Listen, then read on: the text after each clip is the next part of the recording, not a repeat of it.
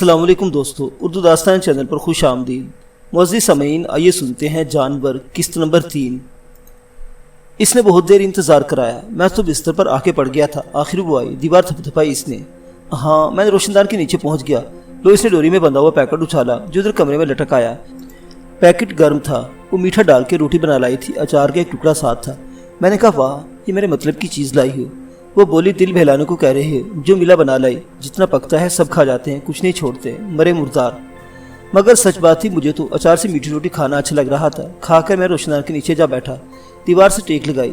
रूपा, मुझसे बातें करो। बातें? तुमने अपना नाम नहीं बताया। मैंने अपना नाम बता दिया, गेस्ट हाउस का और घर वालों का, मगरबी पाकिस्तान जाने का भी बता दिया। हंसकर बोली, जो अगर वो मकान, तुम्हारा होटल अभी तुम्हारे पास होता तो यहाँ से भाग जाती, उधर तुम्हारे पास खाना पकाने की नौकरी कर लेती। मैंने कहा, अभी तक मेरे पास ही होटल, मतलब पकड़े जाने तक मेरे पास ही था। चलो मेरे साथ निकल भागो, मैं तुम्हें किचन का इंचार्ज, मतलब रसोई का पूरा अगवा बना दूंगा। खाने पकवाना, हुक्म चलाना। हुक्म? वो फीकेपन से हंसी। किस पर हुक्म चलाऊं? मैंने कहा, सब पर। वो अब के शायद कड़वेपन से हंसी थी, ये इसने सिसकी रही थी। ऐसे क्यों हंसती हो? तुम्हारी उम्र कितनी है? 18 का हूँ। मैंने ज़्यादा ही उम्र बताई। छोटे हो ना अभी। छोटा? तुम कितने बरस बड़ी हो मुझसे? वो बोली, मैं 17 की हूँ। लेकिन क्या, मुझसे छोटी हो? उल्टा मुझे छोटा कहती हो? वाह, हाँ ना, छोटे हो। कुछ देखा ही नहीं तुमने? देखना क्या था, मैं गैस हाउस चला रहा हूँ। मेरे बाप तो अपनी नौकरी करते थे, शुरू से देखभाल कर रहा हूँ। कहती कुछ नहीं देखा। वो जैसे इसरार करती हुई बोली, नहीं देखा, लड़के हो, बड़े आदमी के बेटे हो। माँ है, नौकर है और पैसा, कुछ भी फिक्र नहीं है। हाँ, नौकर पैसा, इससे क्या है तभी कह रही हूँ। जो तुम लड़की होते, बाप भाई नहीं होते, पैसा नहीं होता। 14 बरस की उम्र में माँ मर गई होती तो 14 बरस की उम्र में तुम एकदम बढ़ जाते। एक रात में तुम बड़े हो जाते। वो बहुत जोश में बोलती गई। एक रात में, मैं समझ गया और इसके लिए दुखी हो गया।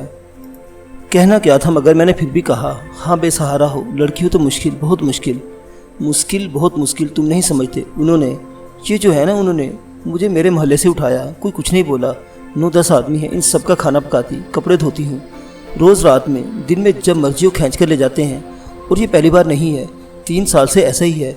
इन सबसे पहले दूसरे लोग, इनसे पहले दूसरे। इधर भी शहर गांव में सब शक्तिमान, ताकतवर पकड़े जाते हैं। जब तक जी करता है रखते हैं, जी भर जाता है तो दूसरे के साथ कर देते हैं। वो सिसकियाँ ले लेकर रो रही थी। खुदाया, ये क्या जिक्र छेड़ दिया मैंने? बहुत बड़ी गलती होगी। कैसे चुप रहूँ, कैसे तसल्ली दूँ? मगर वो खुद ही चुप हो गई। मैंने कहा, दुख हुआ ये सब सुन के? अरे सब चलता है, तुम दुखी मत हो। साल पीछे किसी को सुना के रोई हूँ, अब ठीक हूँ। सुनो रूपा, मेरा नहीं मालूम क्या होना है आगे, लेकिन अगर जिंदा रहा है तो ये बात नहीं भूलूंगा। कौन बात? ये बात कि रूपाली बहुत मुसीबत में है। ना ना ना, मुसीबत तो शेर खां इतनी देर की थी जितनी देर तुम्हें सुनाया। अब ठीक हूँ, परवाह नहीं, पक्की हो गई हूँ।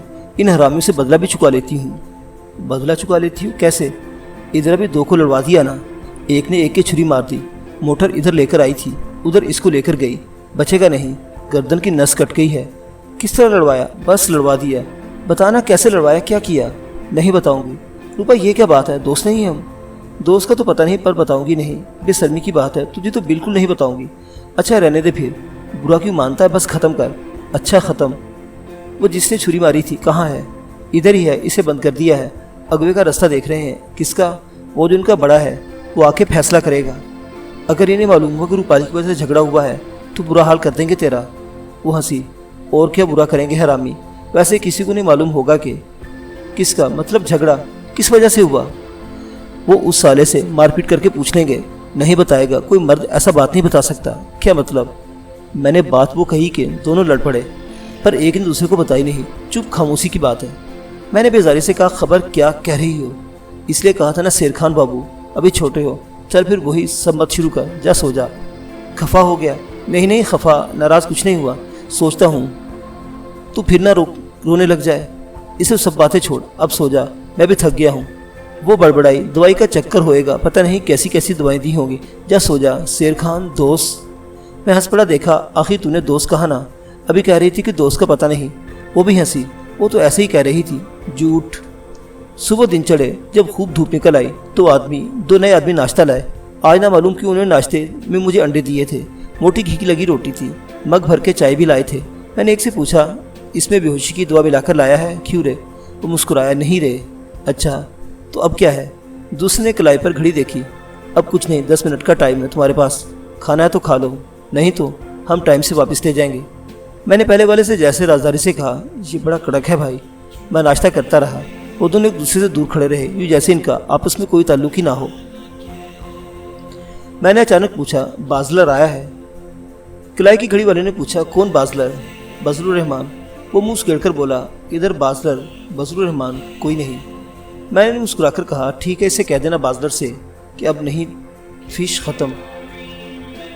2 دن انہوں نے میرا بڑا خیال رکھا، ٹھیک ٹھاک کھانے پینے کو لاتے، رات میں باہر ٹہلانے لے جاتے، کمرے میں روشنی بھی کرنے لگے، ایک چادر تکیہ دے دیا، دن میں کمرے میں کرسی بھی ڈالنے لگے، اور تو اور ایک مرتبہ آئے تو میرے لیے صاف کیا ہوا اناناس چھوڑ گئے۔ حیرت ہوئی مگر میں نے زیادہ کچھ پرواہ نہیں کی۔ ان دنوں میں روپالی سے بس ایک دفعہ کچھ باتیں ہوئی، باقی کچھ کبھی نہ ہوتی۔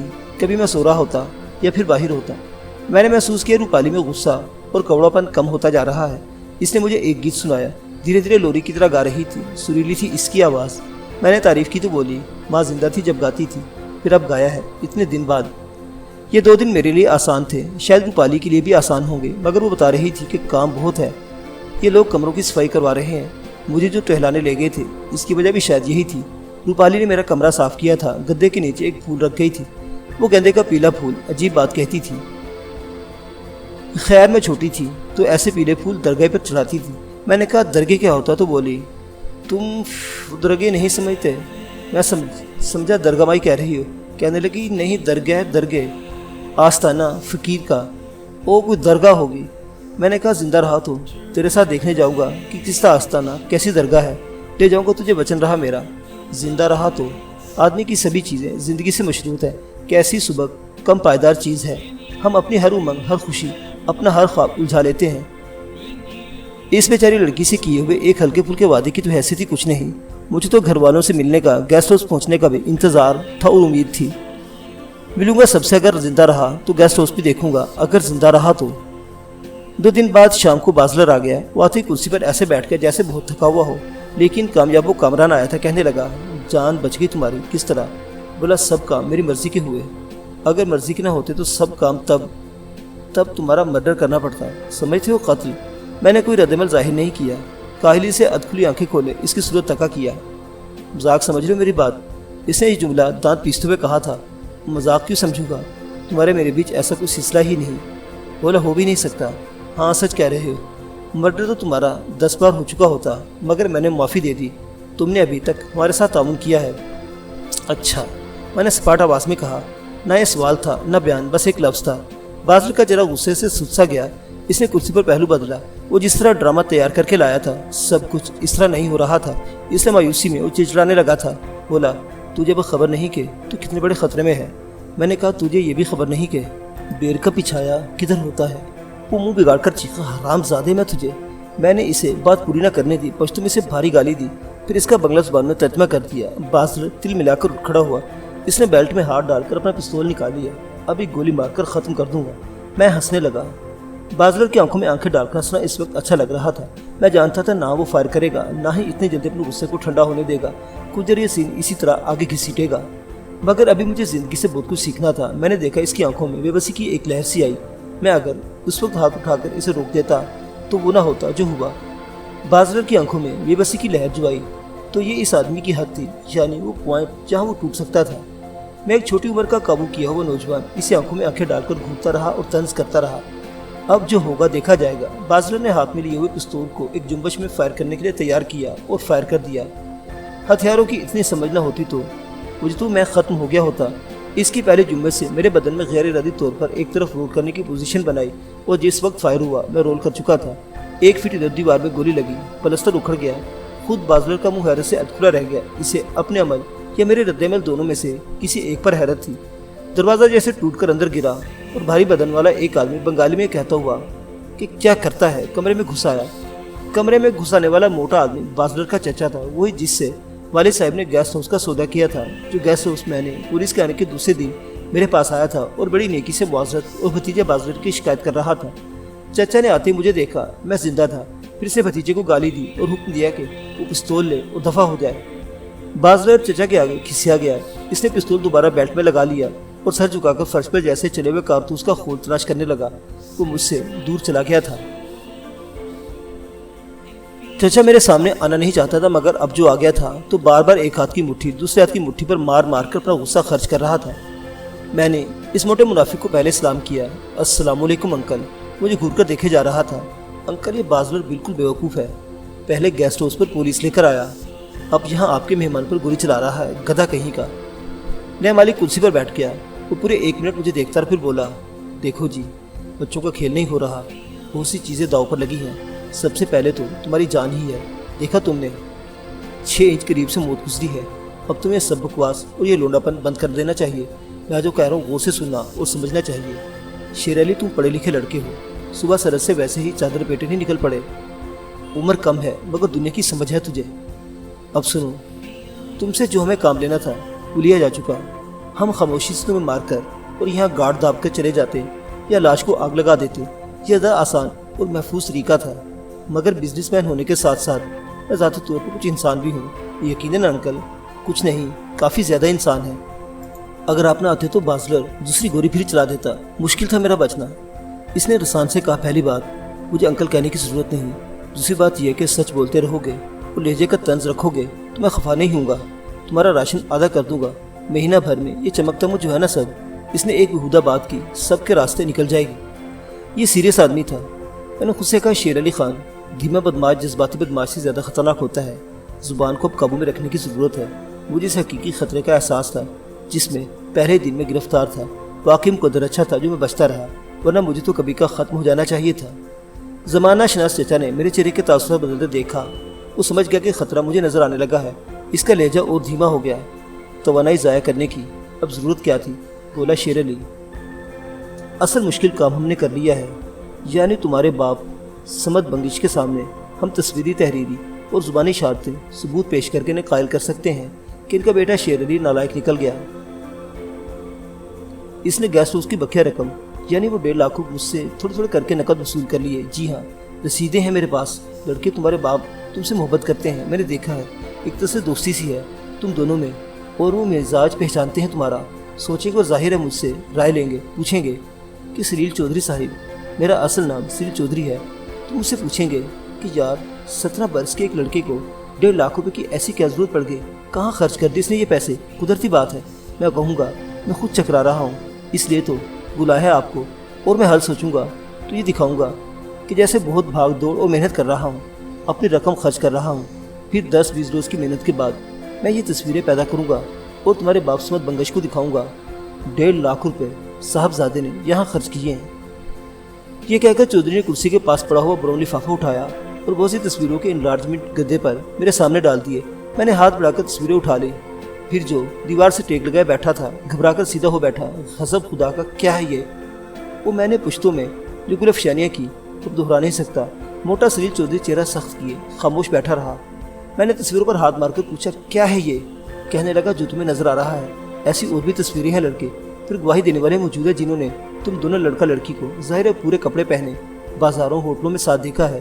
یہ کمرہ تمہیں کرائے پر دینے والا موجود ہے، رسیدیں، کرایہ نامہ سب ہے۔ کمرہ جس کا وہ ذکر کر رہا تھا میرا دیکھا ہوا تھا، میں نے خواب میں نہیں دیکھا تھا۔ وہ کمرہ، وہ خود اس کمرے میں موجود تھا، تصویریں بتا رہی تھی۔ میں اس بستر پر تھا، ہنستا تھا کہہ کے لگاتا ہوا، میں اور لڑکی جس سے اب میں پہلی بار دیکھ رہا تھا۔ ہم دونوں کم سے کم لباس میں تھے، بعض تصویروں میں تو وہ کم سے کم لباس بھی نہیں تھا۔ کہیں میرے ہاتھ میں شیشے کا لمبا سا جام تھا، شراب سی چھلکاتا ہوا ہم دونوں پر چھلکتا ہوا، میں اور وہ اجنبی لڑکی عورت وہ جو بھی تھی، ایک ایسے بستر پر موجود تھی جس پر پھول بکھیرے گئے تھے۔ یاد آیا، پھولوں کی تیز خوشبو سے چھینک آ گئی تھی۔ میں روحانسا ہو گیا۔ یہ پھولوں کا ڈھیر، میرے عالی ظرف خاندان کی عزت اور نیک نامی کی قبر پر پڑا تھا یہ ڈھیر۔ یہ کمرہ ان تصویروں کی مدد سے نشاور دعاؤں سے دھلائی ہوئی میری یادداشت کے پار سے دھیرے دھیرے برآمد ہو رہا تھا۔ ہاں ٹھیک تو ہے، دیواروں پر گوروں اور میموں کی تصویروں کے ساتھ وہ تصویریں بھی تھیں جن میں کچھ نہ پہنے ہوئے عورتیں، کہیں دانتوں میں پھول دبائے اور کہیں موتیوں کی مالائیں، اس سیاہ سینڈل والی عورت کہیں مرد کے ساتھ بھی عورت تھی۔ یہ وہ کمرہ تھا جہاں دھلائی یادداشت میں ایک سفید لمبے کوٹ والا آدمی آیا تھا، مجھ سے دستخط لے رہا تھا، کہتا تھا ہم تیرا آپریشن کریں گے، اور کہتا تھا باہر برآمدے میں تیرے والد صاحب بیٹھے ہیں۔ خدایا، یہ کون سا شیطانی جال بچھایا گیا ہے؟ میں گلوگیر آواز میں پکار اٹھا، بابا بابا، ہاتھ تھامنا میرا، پھنس گیا ہوں بابا۔ ہاں ٹھیک ہے، سلیل چودھری تعریفی انداز میں بڑبڑائے، پھر بولا، اپنی عمر جتنا رہنا چاہیے آدمی کو، ضرور سے زیادہ چالاک بننا یا دلیری دکھانا जब तक तुम दिखाते रहे हो वो बेवकूफ़ी है। 17 बरस के लड़के हो, खाओ पियो खेलो, हमारे पास रहो, तुमसे कोई काम नहीं लेंगे। ये तस्वीरें देख लें, कहोगे तो इस लड़की को यहाँ बुलवा लेंगे तुम्हारे लिए। मैंने इससे कुछ नहीं कहा, दिल में सिर्फ एक लफ्ज़ कहा, दल्ला, और अपना सर झुकाए रखा। अगर इससे आँख मिल जाती तो वो देख लेता कि मैं आंखों से भी इस तक लफ्ज़ पहुँचा सकता हूँ। मुझे सर झुका के बैठा देखकर वो बोला, तुम सोचते होगे कि हमने ये सारा पाखंड सिर्फ 1.5 लाख रुपए के लिए रचाया है, यानी तुम्हारे फरार की खबर सुनकर तुम्हारा बाप यहाँ आएगा और हम इससे कहेंगे कि हिसाब साफ हो गया, बेटा 1.5 लाख रुपए ले चुका, गेस्ट हाउस अब हमारे हवाले करो और चलते बढ़ो। नहीं शेर अली, 1.5 लाख कोई रकम ही नहीं होती, इसके लिए इतना लंबा चक्कर नहीं डालता। असल में हम तुम्हारे बाप को इधर बुला रहे हैं, बहुत काम है उनसे। मैंने सादगी से सवाल किया, अगर काम था तो जाने क्यों दिया, यही रोक लेते। वो हंसा, काम का एक हिस्सा ये था कि वो यहाँ से जाएं, दूसरा से ये है कि यहाँ से अब लौट के आ जाएं। मैंने कहा मैं समझा नहीं। बोला, तुम्हें समझाना भी नहीं है, जितना बता दी इतना ही काफ़ी है। तुम्हारे बाप आ जाएंगे तो हम तुम्हें खबर कर देंगे और जो होता रहेगा बताते रहेंगे। तुम यहाँ से ठीक रहो, चाबी डुबा देंगे, पढ़ने को कुछ पहुँच जाया करेगा। उर्दू अंग्रेज़ी का तो मुश्किल है, बंगला ही पढ़ने को मिलेगी। खैर ये तुम्हारे प्रॉब्लम नहीं, खाने में कोई ख़ास चीज़ मांगोगे ये लोग देंगे। इनसे कोई शिकायत हो तो अगली बार जब मैं आऊँ कह देना, शिकायत दूर हो जाएगी। और ये बसरुर रहमान ये अब इधर नहीं आएगा, ठीक? ये कहकर वो उठा और कमरे से निकल गया। असरील चौधरी ने गद्दे पर से तस्वीरें उठाई, लिफाफे में डाली और मेरी तरफ देखे बगैर वो भी निकल गया। बाहर से बोट लगाने, ताला डालने की आवाज़ आई और दूर होते कदमों की चाप सुनाई दी। फिर सन्नाटा हो गया। मेरे बाबा ने सिखाया था कि हर मामले में पुरुमीद रहना चाहिए और इसके साथ ही बुरे से बुरे हालात के लिए भी तैयार रहना चाहिए। अगर इन हालात का सामना करना पड़े, काम सुधर जाए तो शुक्र वाजिब है। वो शुरू से कहते थे कि बेटे, अगर इस सादा देहाती तरकीब से दिन गुजारोगे तो दिल ताकतवर रहेगा, जो बड़ी बात है। दोनों चचा भतीजे चले गए और मैंने बूढ़ी मदारी की झोंपड़ी पर बाजरा के हमले से लेकर अभी इसके चचा के जाहिर होने तक जो भी हो चुका था अपने जहन में दोहराया। कुछ न कुछ बेहतर हो जाएगा। हालात बेशक ख़राब हैं मगर बहुत ज़्यादा ख़राब नहीं है। रात में इधर सलील चौधरी के आदमी खाना खिला के निकले होंगे कि रूपाली ने दीवार थपथपा के इशारा दिया। मैं तेज़ी से रोशनदान के नीचे पहुंचा। मैंने सरगोशी की, शोर नहीं, अभी वो लोग बरामदे में होंगे। डर था कहीं आवाज़ें न सुन ले। वो बोले, परेशान मत हो, आज इन लोगों से खतरा नहीं। क्यों नहीं है? रूपाली हंसी, दारू पी है सब हरामियों ने। अच्छा रोज़ नहीं पीते? रोज़ कैसी मिलनी है? वो आया था ना मोटा, वो दे गया है। रूपाली शायद मुँह पर हाथ रखकर हंसी होगी। खक खी एक औरत भी लाया है इधर के लिए। कैसी औरत? जैसी होती है। क्या मतलब? हंसकर बोली, खूब तैयार औरत है, हाथ पैरों की अच्छी। मैंने लाइलमी की सादगी में कहा, चल तेरा काम हल्का हो जाएगा। वो बोली, हाँ अभी इसकी डबल रोटी लग रही है, सारे सुअर पी पी के इधर जा रहे हैं। और मैंने सोचा इस चौधरी को, मैंने अपने दिल में जो कहा समझा वही है। नौकरों तक के लिए शराब और औरत लाता है, दलाल नहीं तो कि गेस्ट हाउस नहीं चगला चलाएगा। क्या सोच रहे हो? आज मुझे पता चला गया उन्होंने मुझे क्यों पकड़ा है और किस बात के दस्तखत कराए हैं। किस बात के? मेरे बाबा को बुलवाने के लिए जालसाजी की है। क्यों बुलवाएगा? मालूम नहीं, मगर मोटा कह रहा था इन्हें इधर से सुबह सरहद भेजना था, इसलिए इन्हें जाने दिए, फिर वापस बुलाना है। मेरी खबर सुनकर वो आ जाएंगे। क्या पता क्या कर रहे हैं कुत्ते। अबे शेर खान, कल सवेरे ये लोग मेरे को बाजार साथ ले जाएंगे। बाजार? तुझे बाजार नहीं ले जाते थे? ना, अभी सब सौदा खत्म हो गया है। मेरे से बोले, क्या लाना है बता। मैंने कहा, लो सुन लो, मैं बोलती हूँ तुम याद करो, बाजार तक याद करते जाना। 250 चीज़ें बनती हैं, ले आना। वो कहका मार के हंसी। इन लोगों ने पढ़ना आता नहीं और मुझे लिखना नहीं आता। मैंने ऐसे ही पूछा, रूपा बाजार जा रही है, क्या लाएगी मेरे लिए? कुछ देर सोचती फिर बोली, सारंग क्या? बोली, चीज़। क्या सब चीज़? सुनो, सारंग बोलते हैं जब किसी अपने को कुछ देना होवे और समझना ये आवे कि क्या दे। जी करे इस दुनिया संसार की, मुल्क की सभी चीज़ दे देवे, तभी बोलते हैं कि तेरे लिए सारंग लाऊंगा। अच्छा, पर ये सारंग होता क्या है? चीज़ क्या है? बोली ना, सब चीज़। कमल का फूल सारंग, काजल, कपड़ा, मोती, सोना, चिराग, दीवार, सब सारंग बाज। हंस, मोर, घोड़ा सभी सारंग। और जैसा तू है, नहीं भाग सिर, वो भी सारंग ताल, शंख, पपीहा, हिरनी, कोयल। तुम्हारे को कोयल लाऊं? कू कू कू। हाँ, पागल है तू तो। अभी सुनना, सारंग बोलते हैं रात चांद को, सूरज को, जमीन को, भंवरे को, और जी आसमान को, कबूतर को, बमल को, राजे को, सर के छतर को, और तेरे पाँव लगाने की चंदल को। चंदल? अरे हाँ ना, जिसे संदल बोलते हो। और चिड़िया भी सारंग है। और औरत जैसे तेरे को, बिल्कुल ही खोपड़ी उल्टी है तेरी। आहिस्ता से बोली शेर खान। खोपड़ी फिरा दी मेरी। सच बोलती हूँ। क्या? मैंने ज़रा तेज़ आवाज़ में पूछा। बोली कुछ नहीं, सो जा। मैंने कितनी बार आवाज़ दी, इसने जवाब नहीं दिया। बहुत देर बाद, शायद घंटा भर, मुझे वहम सा हुआ कि दीवार के उस तरफ कोई सिसके ले रहा है, मगर वहम ही था। मैंने सोचा सो गई होगी या सोने की कोशिश करती होगी। वो लोग इसे लेकर सवेरे ही निकल गए। मैं दिन भर आहट लेता रहा। दीवार के उधर कोई नहीं था। सूरज डूबने पर इसने दीवार थपथपाई। मैंने पूछा, हाँ हो आई बाजार? बोली हो आई। पूछा, अच्छी लगी होगी आज़ादी? आज़ादी?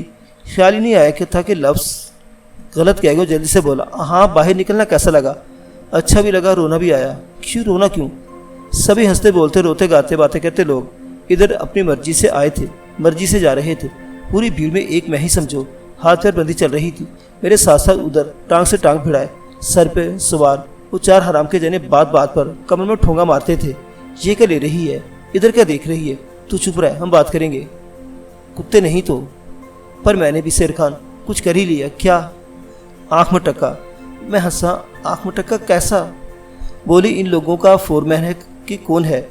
वो बकरे का गोश्त पकाने का बोलता था। गोश्त की दुकान पर आई। तीनों कुत्ते जो कमर पर सवार फिर रहे थे बोले, हम गोश्त की दुकान में नहीं जाएंगे।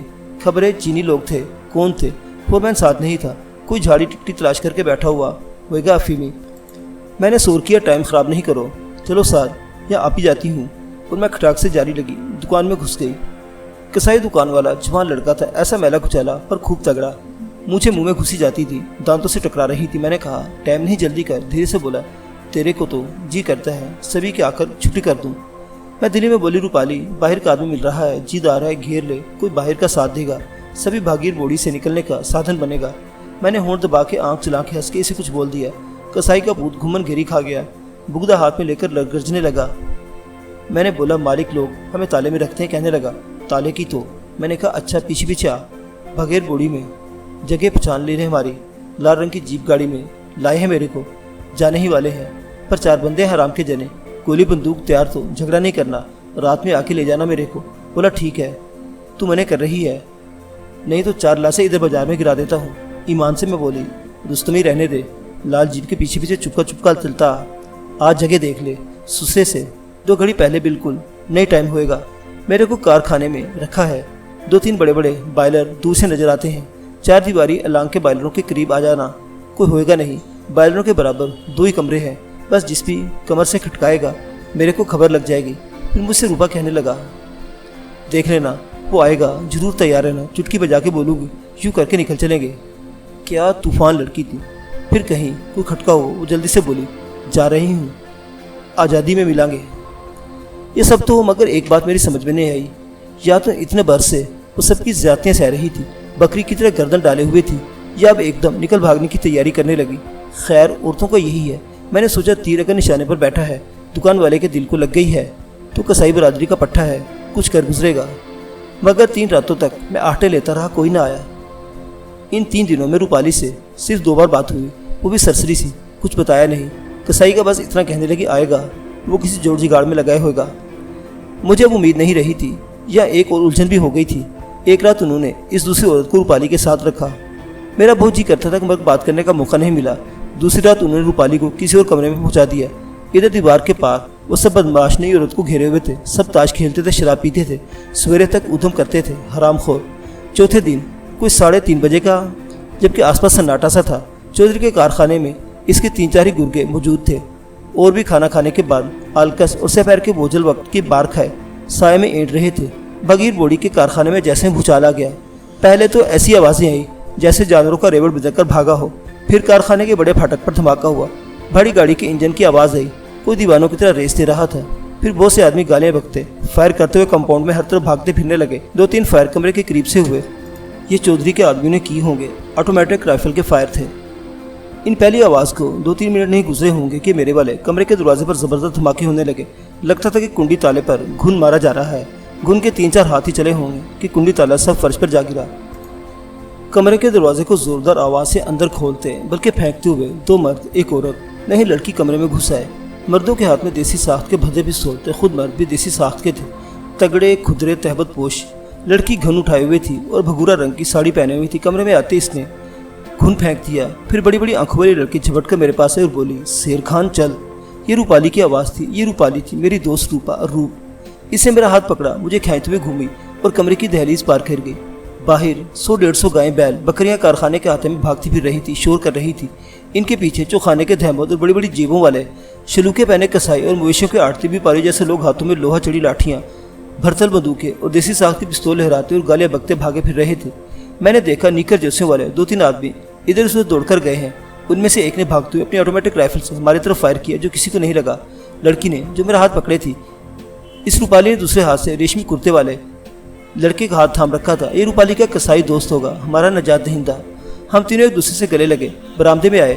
پھر جب آٹومیٹک رائفل کا ایک اور فائر ہوا، تینوں بوائلروں کی اوٹ میں چلے گئے۔ میں نے دیکھا کارخانے کا پھاٹک ٹوٹا پڑا تھا، اڑتی دھول اور دھول کے بادل چیرتا اور مویشی کے سروں سینگوں کے ہجوم میں راستہ بناتا۔ ایک پھٹا ٹوٹا بدہیا ٹرک زبردست شور اور دھواں پھینکتا دیوانوں کی طرح ریس کرتا بوائلروں کی طرف آ رہا تھا۔ روپا کے دوست نے ٹرک کی طرف چلا کر کچھ کہا، ٹرک رک گیا۔ روپالی کے دوست نے زور سے اس کا ہاتھ کھینچا، روپا نے میرا ہاتھ کھینچا اور ہم تینوں کھلے ڈالے پر چڑھ کر ٹرک میں بچھی تازہ گھاس پر جا گرے۔ کسائی نے ٹرک ڈرائیور سے چلا کر کہا، چل بے، اور کارخانے کے ٹوٹے پڑے دروازے پر ڈگمگاتا، دھچکے کھاتا، پاگل اسدے کی طرح غراتا، دھواں اڑاتا ٹرک کارخانے سے باہر نکل گیا۔ مویشی کی آوازیں، آدمیوں کی چلا چلا کر گالی بکنے اور تکلیف سے ڈکارنے پکارنے کا شور، ان سب آوازوں کو پیچھے چھوڑتا ہوا ہمارا ٹرک کارخانے کی کچی سڑک گزار کر بھاگیر بوڑی مین روڈ پر آ گیا تھا۔ کسائی دوست نے خوش مزاجی سے ہلکی پھلکی گالی بکیر بولا، لے رے نکل آئے۔ اب وہ اٹھ کر بیٹھ گیا۔ اس نے اب تک روپا کا ہاتھ تھام رکھا تھا، روپالی اب تک میرا ہاتھ پکڑے تھی۔ کسائی نے دیکھا اور جھکی ہوئی مونچھوں کے پیچھے سے دانت چمکا کر بولا، اب چھوڑنا باؤ صاحب کا ہاتھ، چل ٹھیک سے بیٹھ۔ روپالی نے میرا ہاتھ چھوڑ دیا، اٹھو ٹرک کی دیوار سے ٹیک لگا کر بیٹھ گئی۔ میں نے دیکھا اس کی بڑی بڑی آنکھوں میں آنسو چھلک رہی تھی۔ آ گئے رے، آ گئے، آزادی میں آ گئے، اس نے مجھ سے کہا اور رو پڑی۔ پھر بڑی آنکھوں والی اس چھوٹی سی سامری لڑکی نے، جس کی گالوں کی ہڈیاں ابھری ہوئی تھی اور ہونٹ بھرے بھرے تھے، میری طرف ہاتھ بڑھائے، دونوں ہاتھوں سے میرے سر کو چھوا۔ پھر اس نے پنجے پھیلا کر اپنے چمکیلے گنجان بالوں پر انگلیاں چٹکا لی۔ اس نے بلائی لی تھی میری، اس پاگل نے، عجیب لڑکی نے، میری دوست روپالی، روپا روپ۔ اس کے شاہ عاشق نے کھسا کر ہنستے ہوئے اسے ڈانٹ دیا، چل بس سیدھی ہو کر بیٹھ۔ روپالی مڑی اور اپنے کسائی سے لپٹ گئی۔ ارے ہٹ، سیدھی تڑیوں بیٹھ، تیری تو۔ وہ ڈانٹ ڈپٹ رہا تھا مگر خوش، اس کی آواز سے چھلکی پڑتی تھی۔ اچھلتے کودتے ہلتے جلتے ٹرک میں دھچکے کھاتے ہوئے میں نے سوچا فوری مصیبت سے نکل آیا، شکر واجب ہے۔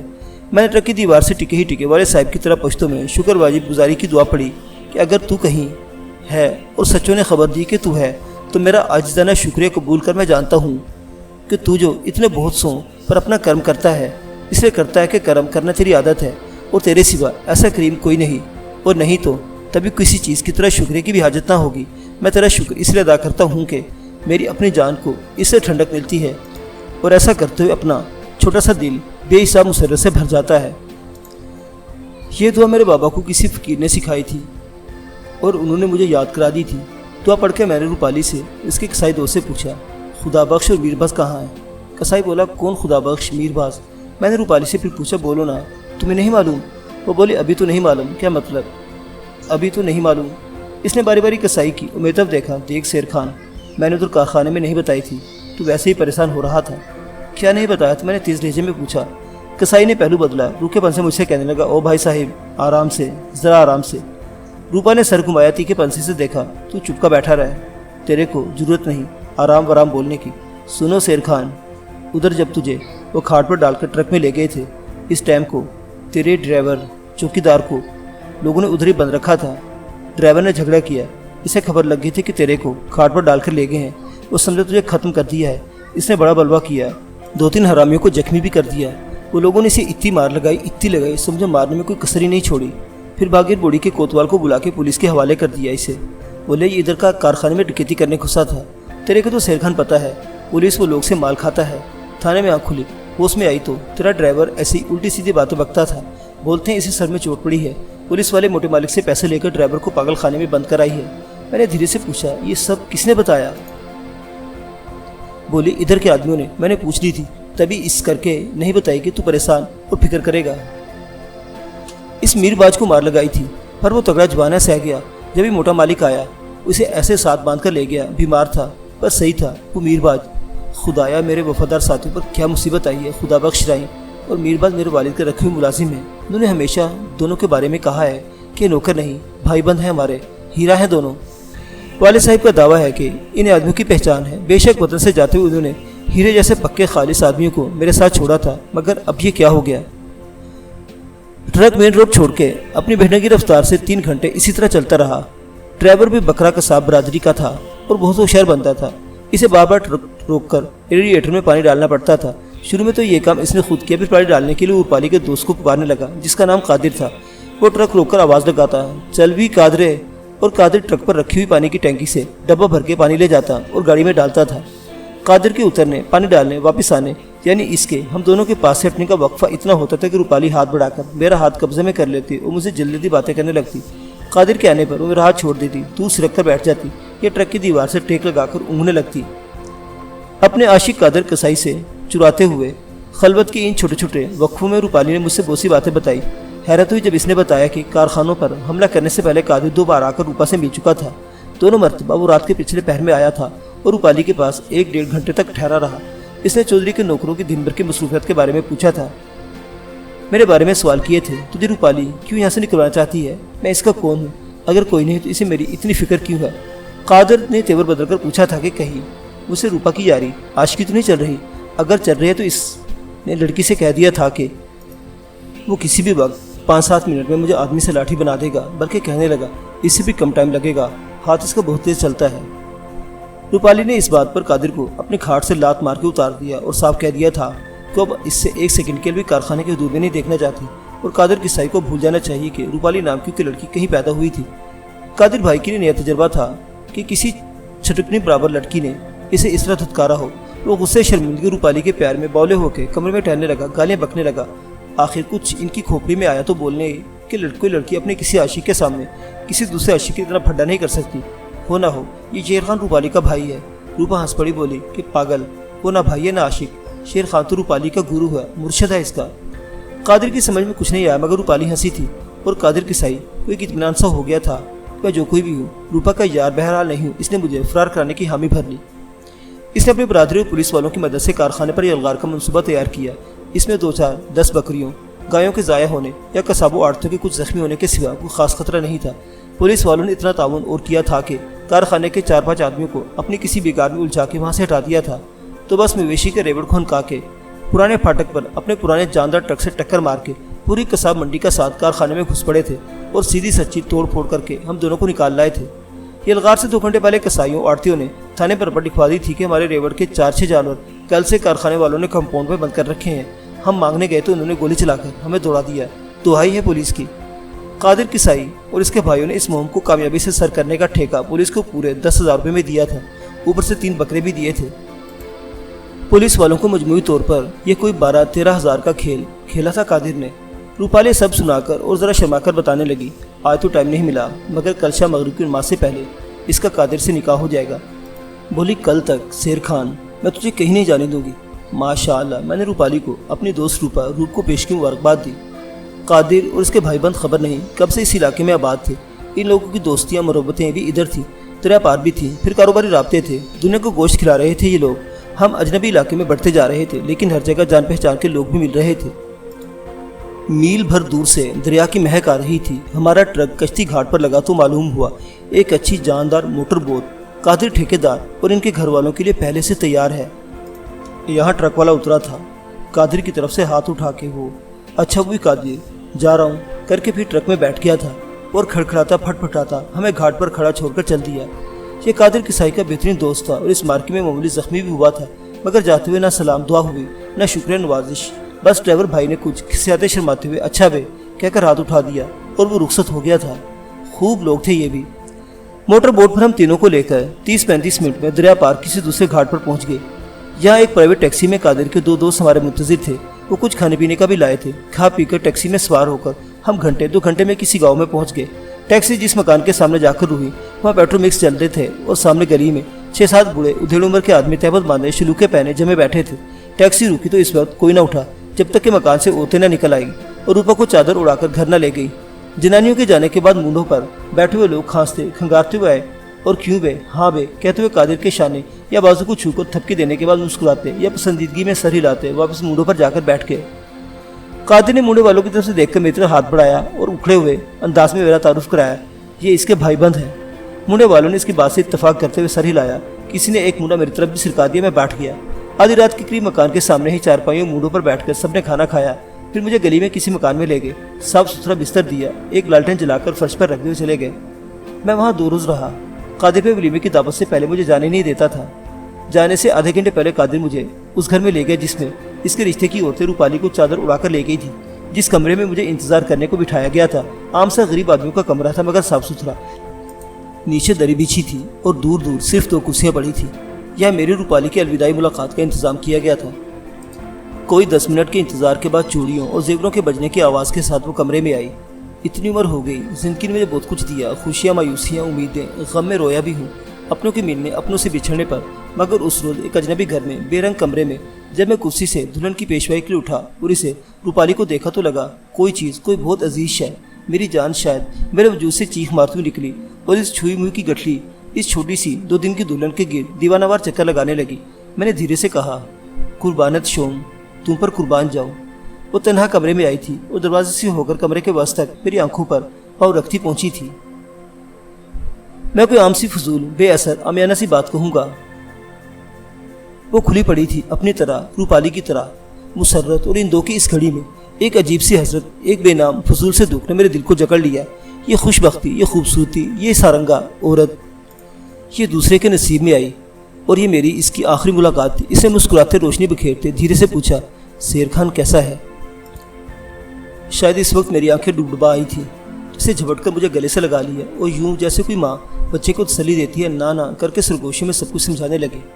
کچھ بہلاوے دیے ہوں گے اس نے، کچھ اچھی باتیں، کچھ وعدے کیے ہوں گے اس نے مجھ سے، اب یاد نہیں۔ میں جب اس کے قرب سے محروم ہوا، اس سے دور ہٹ کر کچھ دور جا کھڑا ہوا تو وہ آنسو سے رو رہی تھی۔ میں نے بڑھ کر اس کے رخسار چھو لیے۔ رو مت دوست روپالی، روپا روپ، اب خوش رہو۔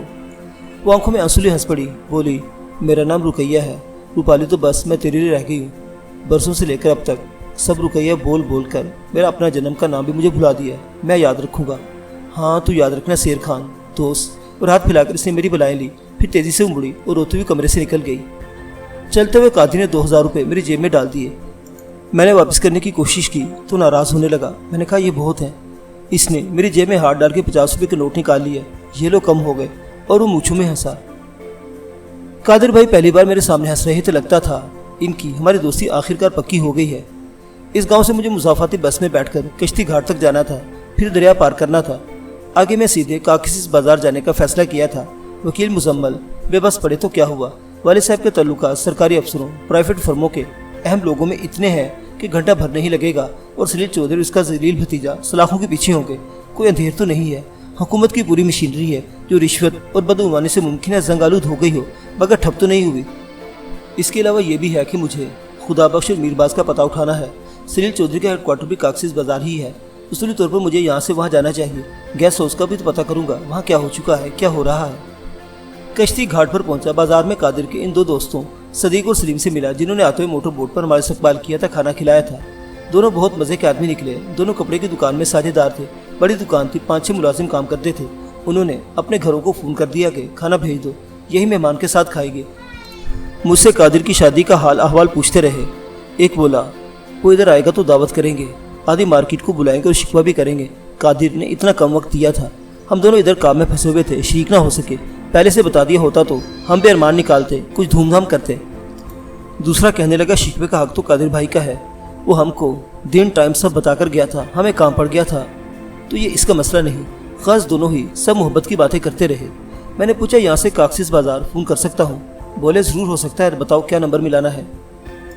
میں سوچ رہا تھا ہمارے گیسٹ ہاؤس کا پرانا کوک سمجھدار آدمی ہے، اس سے وہاں کا کچھ معلوم کروں، آخر کیا ہو رہا ہے۔ چودھری کی جال سازی اور وارداتیں اپنی جگہ، اصل میں تو گیسٹ ہاؤس ہی میرا گھر تھا۔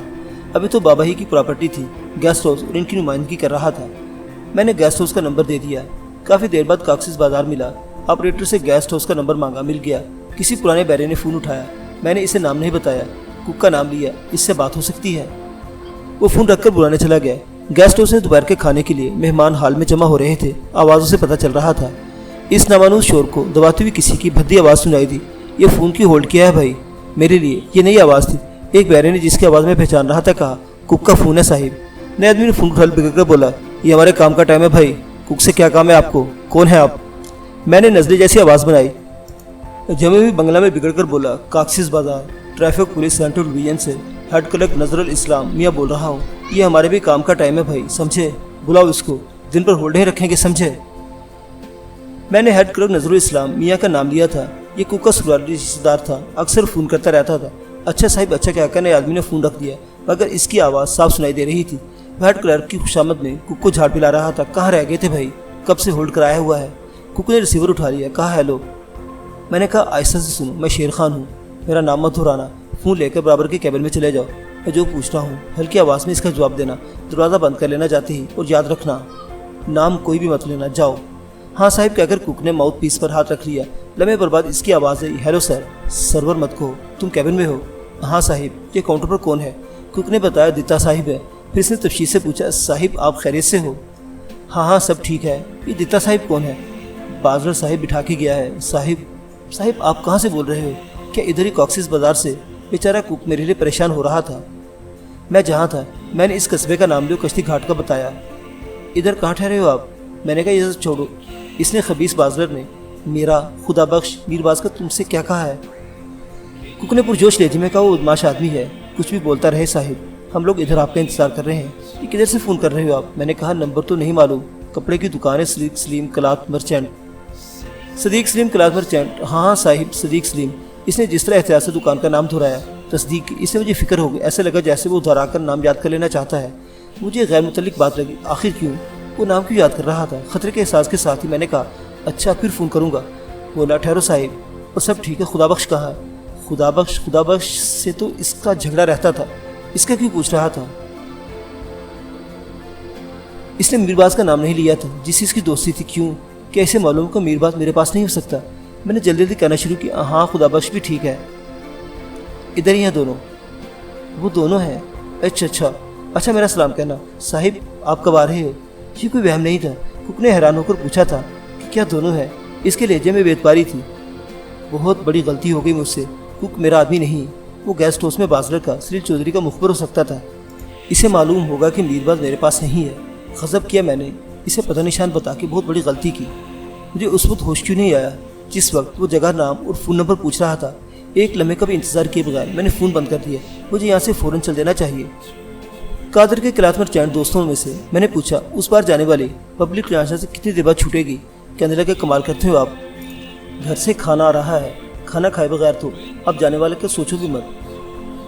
मैं घबराया हुआ था। वो पूछने लगे, इधर खैर तो है? क्या बात है, परेशान दिखते हो? मैंने कहा खैर नहीं है, इसलिए तो लॉन्च का पूछ रहा हूँ, फ़ौरन जाना चाहता हूँ। बोले नहीं भाई, खाना आता होगा, हम तीनों भाई खाना खाएंगे, पब्लिक लॉन्च को जाने दो।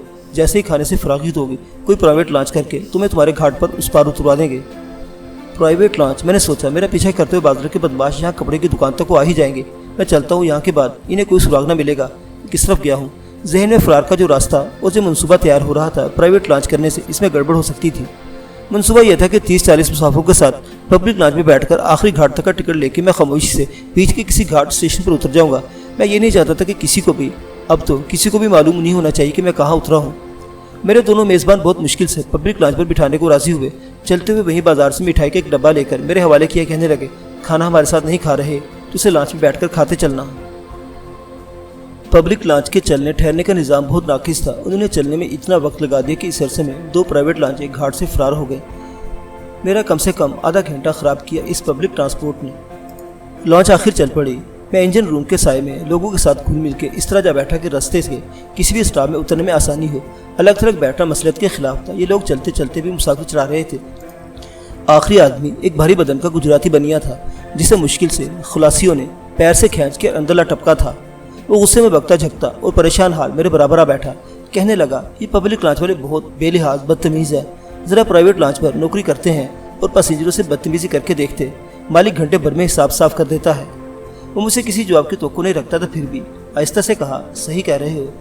वो बेंच पर मुश्किल से बैठा था। मैंने ज़रा सिरक की जगह दे दी। बोला, मैं तो 10-20 मिनट पहले चल पड़ता था, आराम से जगह मिल जाती, दौड़ना भागना नहीं पड़ता। मैं इसकी फजूल बातचीत में नामालूम क्यों हिस्सा लेने लगा। मैंने कहा, हाँ जल्दी चल पड़ना अच्छा रहता है। मैं तो अच्छा चल पड़ा था जल्दी, बाजार में बलवा हो गया। मैं गली में छुपा खड़ा रहा। मेरा पाँव घंटा ख़राब किया इन बंगला दोस्त वालों ने। बंगला दोस्त इंतहा पसंद सियासी लोग थे।